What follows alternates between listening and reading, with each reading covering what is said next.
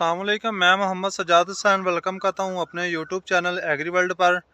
आज हम बात करते हैं कि 3-4 सवाल लोग करते हैं, आज उनका वीडियो पैगाम है, उनका जवाब देता हूँ।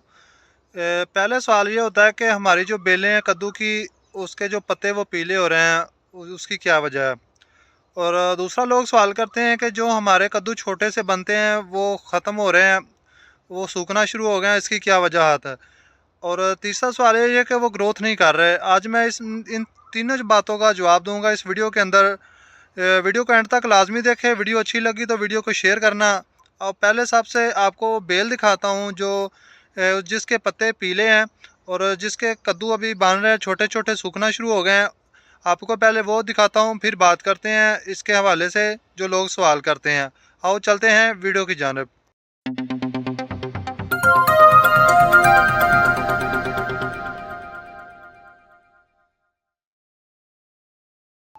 तो जी दोस्तों, मैं मौजूद हूँ अपने ही फार्म में कि मेरे भी ये मसला चल रहा था कि जो बेल इसकी वो पीली हो रही थी, उसके पत्ते जो डैमेज हो चुके थे। और अब आप देख सकते हैं काफ़ी सूरत हाल बेहतर है। ये देखिए अभी भी पत्ते पे वो शाइनिंग नहीं है जो पहले थी। जैसे कि ये पत्ता आप देखें ये साफ़ है और इसमें ये आप देखें खुरदने से महसूस हो रहे हैं। ये बेसिकली जलसाव का अटैक था। तो जलसाव के लिए स्प्रे आप स्क्रीन पे देख सकते हैं, ल्यूट्रल इसका नाम है। तो ल्यूट्रल स्प्रे की है मैंने, पहले से काफ़ी बेहतर है। बेहतर क्या है कि अब बेल बिल्कुल ठीक हो चुकी है। चंद एक ऐसे पत्ते हैं जो जिनकी उम्र ज़्यादा हो चुकी है, वो अब पीले हो रहे हैं, वो नीचे हैं, उसका कोई इतना ज़्यादा नुकसान नहीं है। उसके ऊपर जो आप देख सकते हैं इसकी ग्रोथ काफ़ी अच्छी हो रही है। तो ये इसकी बीमारी है जो वो ख़त्म हो चुकी है। तो ये बीमारी सबसे पहले आपको ये पत्ता देखा, अब ये भी आप देखें कि इसकी पत्ते की शाइनिंग बिल्कुल ख़राब है। इसे पत्ता खुरदना सा हो चुका है और इसमें सुराख भी हैं।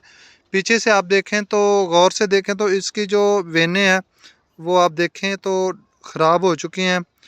जो बिल्कुल धूप में जो खुराक हासिल करता पत्ता वो नहीं कर रहा था, तो इसके पत्ते की रंगत चेंज हो चुकी थी।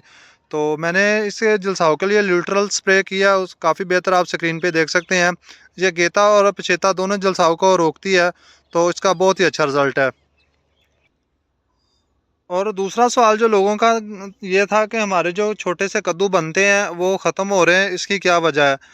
तो आपको एक कद्दू दिखाता हूँ, मेरे फार्म में भी बीमारी थी, अब काफ़ी हद तक कंट्रोल हो चुकी है।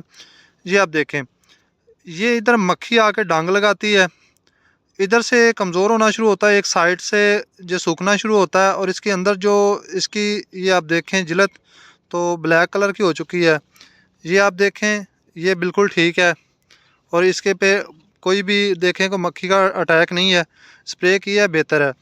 इस पे मक्खी का अटैक हुआ है तो इसकी जो ब्लैक हो चुकी है ये बीमारी है। ये आप देखें, ये सेहतमंद है, ये कद्दू बनेगा। और आप देखें ये बिल्कुल साफ़ है। आपको और भी दिखाता हूँ, ये आप देखें तो ये कद्दू बन रहा है।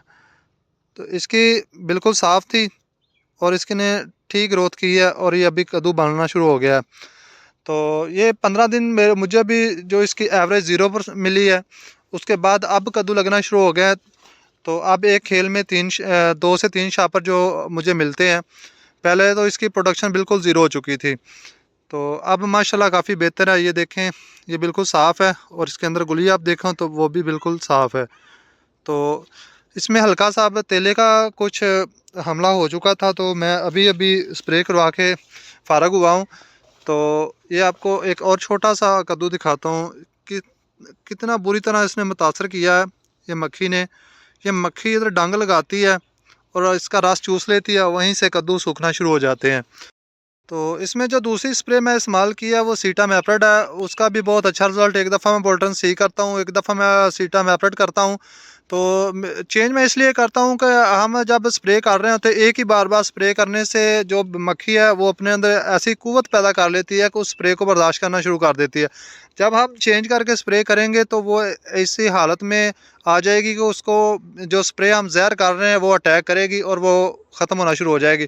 अगर बार बार हम एक ही स्प्रे करते रहेंगे तो उसमें उस वो मक्खी नहीं ख़त्म होगी, क्योंकि वो अपने अंदर कुव्वत पैदा कर लेती है, वो उस केमिकल को, उस जहर को बर्दाश्त करना शुरू कर देती है।